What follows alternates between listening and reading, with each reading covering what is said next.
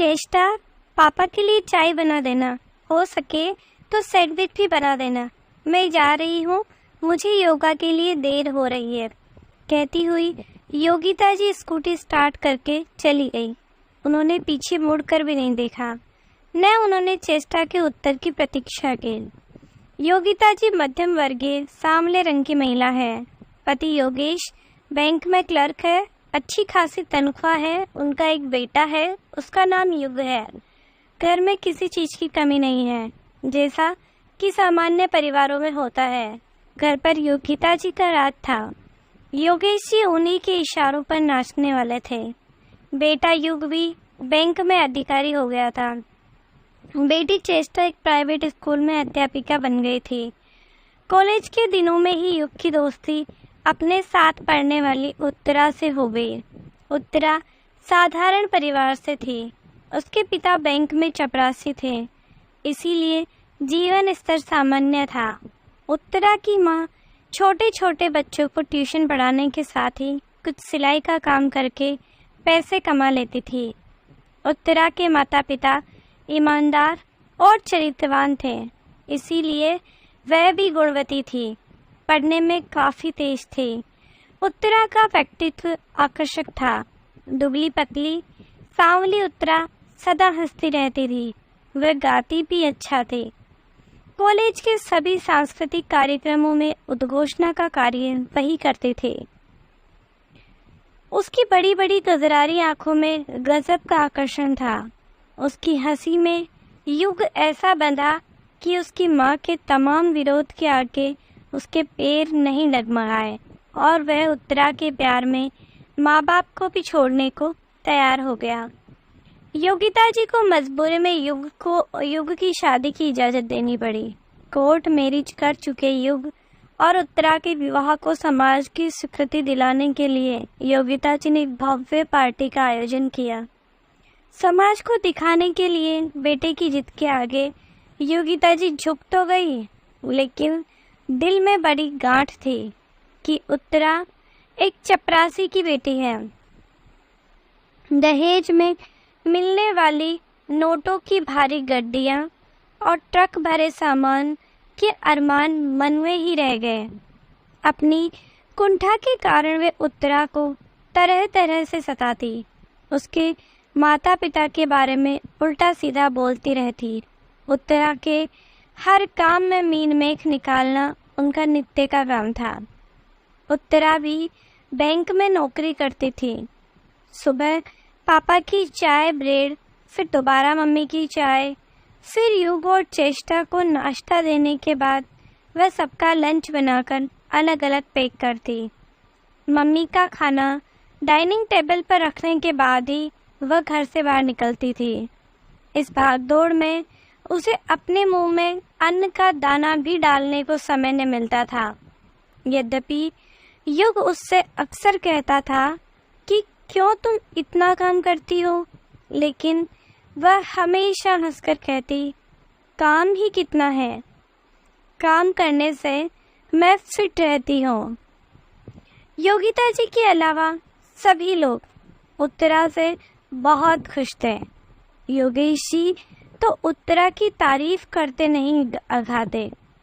सभी से कहते, बहू हो तो उत्तरा जैसी। मेरे बेटे युग ने बहुत अच्छी लड़की चुनी है। हमारे तो भाग्य ही जग गए जो उत्तरा जैसी लड़की हमारे घर आई है। चेष्टा भी अपनी भाभी से घुल मिल रही थी। वह और उत्तरा अक्सर खुसर फुसर करती रहती थी। दोनों एक दूसरे से घंटों बातें करती रहती। सुबह उत्तरा को अकेले काम करते देख चेष्टा उसकी मदद करने पहुंच जाती। उत्तरा को बहुत अच्छा लगता। ननद भावश दोनों मिलकर सब काम जल्दी जल्दी निपटा लेती।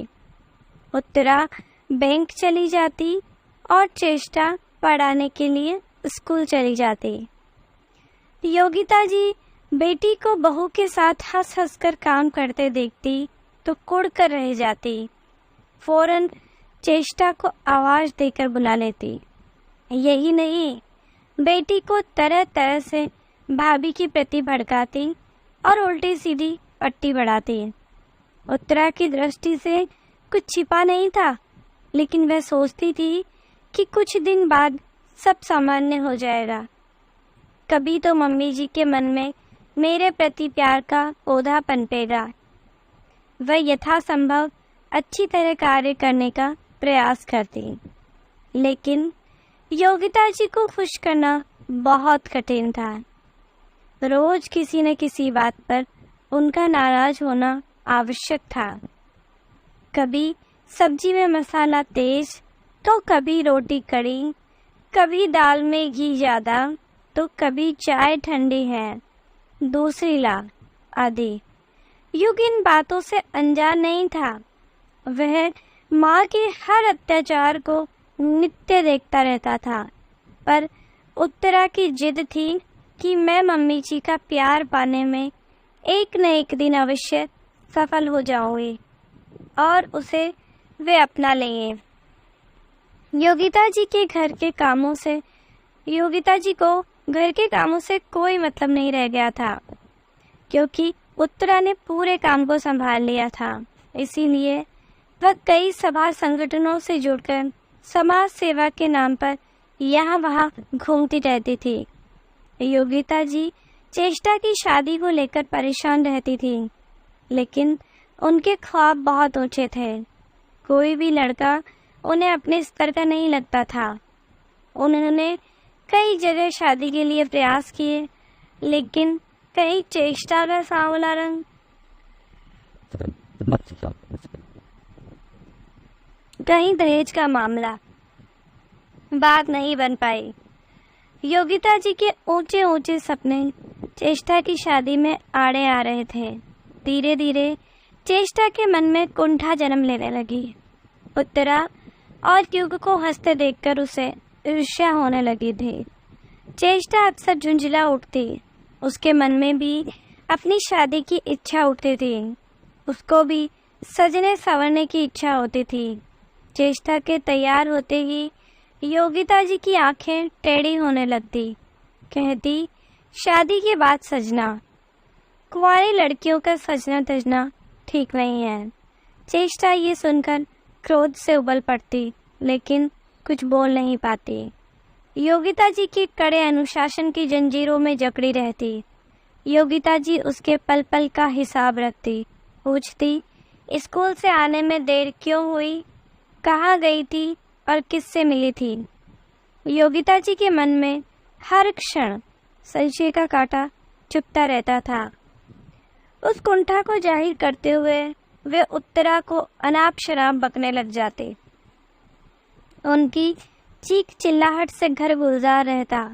वे हर क्षण उत्तरा पर यही लाछन लगाती कि यदि तू अपने साथ दहेज लाती तो मैं वही दहेज देकर बेटी के लिए अच्छा सा घर वर ढूंढ सकती थी। योगिता जी के दो चेहरे थे। घर में उनका व्यक्तित्व अलग था, लेकिन समाज में वे अत्यंत मृदुभाषी थी। सबके सुख दुख में खड़ी होती थी। यदि कोई बेटी बहू के बारे में पूछता तो बिल्कुल चुप हो जाती थी। इसीलिए उनकी पारिवारिक स्थिति के बारे में कोई नहीं जानना चाहता था। योगिता जी के बारे में समाज में लोगों की अलग अलग धारणा थी। कोई उन्हें सहृदय तो कोई घाघ कहता। एक दिन योगिता जी शाम को अपने चिर परिचित अंदाज में उत्तरा पर नाराज हो रही थी। उसे चपरासी की बेटी कहकर अपमानित कर रही थी। तभी युग क्रोधित हो उठा। चलो उत्तरा, अब मैं यहाँ एक पल भी नहीं रह सकता। घर में कोहराम मच गया। चेष्टा रोई जा रही थी। योगेश जी बेटे को समझाने का प्रयास कर रहे थे, परंतु युग रोज रोज की चिकचिक से तंग हो चुका था। उसने किसी की न सुनी। दो चार कपड़े अटैची में डाले और उत्तरा का हाथ पकड़कर घर से निकल गया। योगिता जी के दो हाथों के तोते उड़ गए। वह स्तब्ध रह गई। कुछ कहने सुनने को बचा ही नहीं था। युग उत्तरा को लेकर जा चुका था। योगेश जी पत्नी की ओर देखकर बोले, अच्छा हुआ, उन्हें इस नरक से छुटकारा तो मिला। योगिता जी अनर्गल प्रलाप करती रहीं। सबके सब रोते धोते सो गए। फिर सुबह हुई। योगेश जी ने खुद ही चाय बनाई, बेटी और पत्नी को देने के बाद घर से निकल गए। चेष्टा ने जैसे तैसे अपना लंच बॉक्स बंद किया और दौड़ती भागती स्कूल पहुंची। घर में सन्नाटा पसर गया। आपस में सभी एक दूसरे से मुंह चुराते। चेष्टा सुबह शाम रसोई में लगी रहती। घर के कामों का मोर्चा उसने संभाल लिया था, इसीलिए योगिता जी की दिनचर्या में कोई खास असर नहीं पड़ा था। वह वैसे भी सामाजिक कार्यों में व्यस्त रहती थी। घर की परवाह ही उन्हें कहाँ थी। योगेश जी से जब भी योगिता जी की बातचीत होती, चेष्टा की शादी के बारे में बहस हो जाती। उनका मापदंड था कि मेरी एक ही बेटी है, इसीलिए दामाद इंजीनियर, डॉक्टर या सीए हो, उसका बड़ा सा घर हो, लड़का राजकुमार सा सुंदर हो, परिवार छोटा हो। पर तमाम शर्तें पूरी होती नहीं दिखती थी। चेष्टा की उम्र 30 से ऊपर हो चुकी थी। उसका सांवला रंग अब काला पड़ता जा रहा था। तनाव के कारण चेहरे पर अजीब सा रूखापन झलकने लगा था। चिड़चिड़ेपन के कारण उम्र भी ज़्यादा दिखने लगी थी। उत्तरा के जाने के बाद चेष्टा गुमसुम हो गई थी। घर में उससे कोई बात करने वाला नहीं था। कभी कभी टेलीविज़न देखती थी, लेकिन मन ही मन माँ के प्रति क्रोध की आग में झुलसती रहती थी। तभी उसको चैतन्य मिला, जिसकी स्कूल के पास ही किताब कॉपी की दुकान थी। आते जाते चेष्टा और उसकी आंखें चार होती थी। चेष्टा के कदम अनायास ही वहाँ थम से जाते। कभी वह मोबाइल रिचार्ज करवाती, तो कभी पेन खरीदती। उसकी और चैतन्य की दोस्ती बढ़ने लगी। आंखों ही आंखों में प्यार पनपने लगा। वह मन ही मन चैतन्य के लिए सपने बुनने लगी थी। दोनों चुपके चुपके मिलने लगे। कभी कभी शाम भी साथ ही गुजारते। चेष्टा चैतन्य के प्यार में खो गई। यद्यपि चैतन्य भी चेष्टा को प्यार करता था, परंतु उसमें इतनी हिम्मत नहीं थी कि वह अपने प्यार का इजहार कर सके। चेष्टा माँ से कुछ बताती, इसके पहले ही योगिता जी को चेष्टा और चैतन्य के बीच प्यार होने का समाचार नमक मिर्ची के साथ मिल गया। योगिता जी तिलमिला उठी। अपनी बहू उत्तरा के कारण पहले ही उनकी बहुत हेटी हो चुकी थी। अब बेटी भी एक छोटे दुकानदार के साथ प्यार की पींगे बढ़ा रही है। ये सुनते ही वह अपना आपा खो बैठी और चेष्टा पर लात घूंसों की बौछार कर दी। क्रोध से तड़प कर चेष्टा बोली, आप कुछ भी करो, मैं तो चैतन्य से मिलूंगी और जो मेरा मन में होगा वही करूंगी। योगिता जी ने मामला बिगड़ता देख कूटनीति से काम लिया। वे बेटी से प्यार से बोली, मैं तो तेरे लिए राजकुमार ढूंढ रही थी। ठीक है, तुझे वह पसंद है तो मैं उससे मिल लूँगी। चेष्टा माँ के बदले रूप से पहले तो हैरान हुई, फिर मन ही मन अपनी जीत पर खुश हो गई। चेष्टा योगिता जी के छल को नहीं समझ पाई। अगले दिन योगिता जी चैतन्य के पास गई और उसको धमकी दी, यदि तुमने मेरी बेटी चेष्टा की ओर दोबारा देखा तो तुम्हारी व तुम्हारे परिवार की जो दशा होगी उसके बारे में तुम कभी सोच भी नहीं सकते। इस धमकी से सीधा साधा चैतन्य डर गया। वह चेष्टा से नजरें चुराने लगा। चेष्टा के बार बार पूछने पर भी उसे कुछ नहीं बताया, बल्कि ये बोला कि तुम्हारी जैसी लड़कियों का क्या ठिकाना, आज मुझ में रुचि है, कल किसी और में होगी। चेष्टा समझ नहीं पाई, आखिर चैतन्य को क्या हो गया, वह क्यों बदल गया है। चैतन्य ने तो सीधा उसके चरित्र पर ही लाछन लगाया है।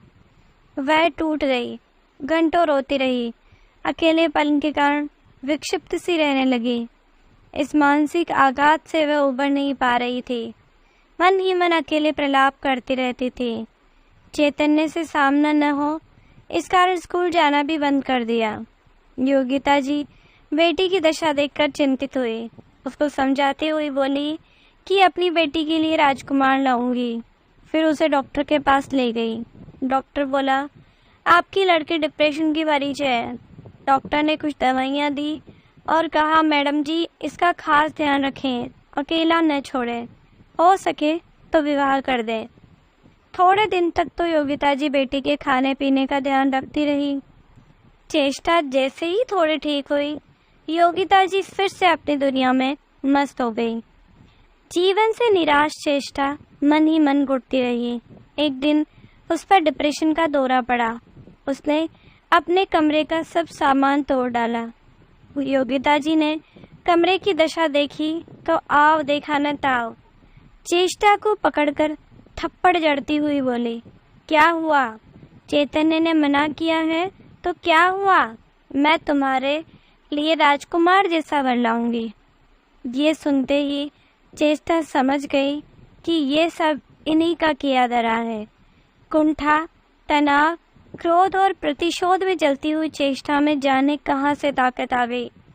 योगिता जी को तो अनुमान ही न था कि ऐसा भी कुछ हो सकता है। चेष्टा ने योगिता जी की गर्दन पकड़ ली और उसे दबाती हुई बोली, अच्छा, आपने ही चैतन्य को भड़काया है। उसे खुद नहीं पता था कि वह क्या कर रही है। उसके क्रोध ने अनहोनी कर दी। योगिता जी की आंखें आकाश में टंग गई। चेष्टा विक्षिप्त होकर चिल्लाती जा रही थी, मेरे लिए राजकुमार लाओगी ना? तो दोस्तों, कभी भी किसी माँ को अपने बच्चों के साथ इस तरह से बुरा बर्ताव नहीं करना चाहिए, वरना वो बच्चे ही उस माँ के दुश्मन बन जाते हैं। आपको ये कहानी कैसी लगी प्लीज़ कमेंट में ज़रूर बताइए और मेरे चैनल को लाइक एंड सब्सक्राइब करना मत भूलिए। थैंक यू दोस्तों।